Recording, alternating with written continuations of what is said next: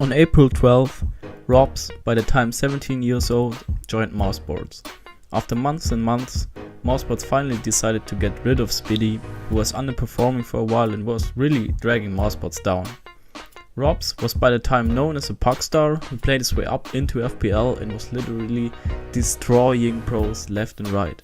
It was so bad that many pros cried out about him because they thought he was blatantly cheating and wanted him to get banned from FPL, like famously JW did on stream.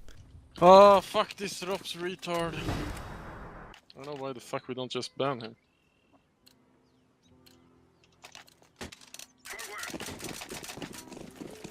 He's never gonna show up at the LAN. I don't even want to join a team.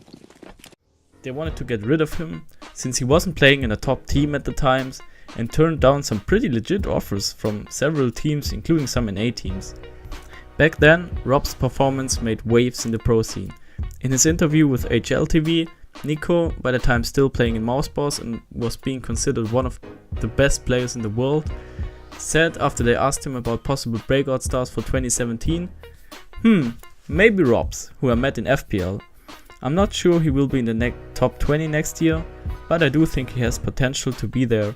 He just needs some time and an opportunity. That was some strong words coming from a guy like Nico. So what was the deal with the young Estonian? He publicly stated that he had issues with his parents who wanted him to finish school first and didn't support his esports career. We all know that problem, don't we?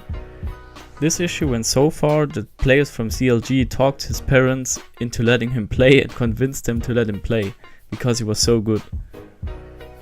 What happened next was ROPZ was joining mouzsports, playing great online, but hasn't proved himself on any LAN playground and got called being an onliner and cheater once again. Following, he attended LAN games, played really decent in his first couple of LANs, remember this kid is still 17 years old at the time, and started to play better and better as time went on and cleared his onliner reputation. But why do I tell this story? What's so special about ROPZ? And what does the pickup of ROPZ in mouzsports mean to the sport and the community in general? What ROPZ represents is more than just another CSGO pro. If you look into his story, you immediately see that he is really different to other pro players. He didn't play his way up the normal way. He didn't join team after team, then joined better teams and better teams. He had a different approach. We had some breakout puck stars in the past, like Shroud or Stewie2K in NA, but even they played in professional teams before, like Stewie in Splice and Shroud in Manajuma, before they were getting picked up by Cloud9. I think ROPZ is so important as a role model for young players who want to make a career in esports because he showed us that you can make it in your own way. What he shows is what is possible for any player in the world if they only work hard enough, especially when you take into consideration that he doesn't come from a great Counter-Strike country. Estonia doesn't have a big talent pool. They maybe have HS playing in Optic right now, but that's about it. Maybe the old online bots team, but he didn't have big teams that he could learn from. So the way to go for him is to play internationally, and he decided to play his way up into FPL and make a name out of himself. When you look at ROPZ's Steam profile, he very rarely has less than 100 hours in the past 2 weeks. That's what I call dedication. He lives what all of us who love and play the game want to accomplish. He did it in his own way. He overcame the adversity that his parents gave him throughout his career. He overcame his onliner and cheater reputation.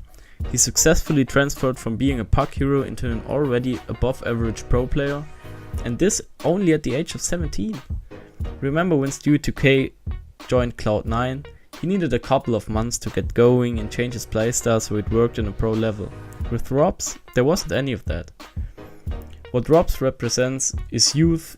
He represents the next generation of pros and shows us that everyone can make it, even the guy from Estonia. He's the perfect role model for every young player who wants to turn pro and make their dreams come true of being a pro player. I'm very glad we see more and more players from FPL or Rank S make it into pro teams. It all started with Plessen playing in Fnatic for a few weeks when Olofmeister was hurt, back in 2016.